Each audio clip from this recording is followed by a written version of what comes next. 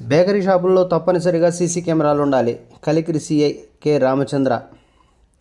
కలికిరి మండలంలోని బేకరీ షాపుల్లో తప్పనిసరిగా సీసీ కెమెరాలు ఏర్పాటు చేసుకోవాలని Kalikiri upgrade police station CI K Ramachandra తెలిపారు. సోమవారం సాయంత్రం ఆయన కలికిరి పట్టణంలోని బేకరీ షాపు యజమానులతో పోలీస్ స్టేషన్ ఆవరణలో అవగాహన కార్యక్రమం నిర్వహించారు.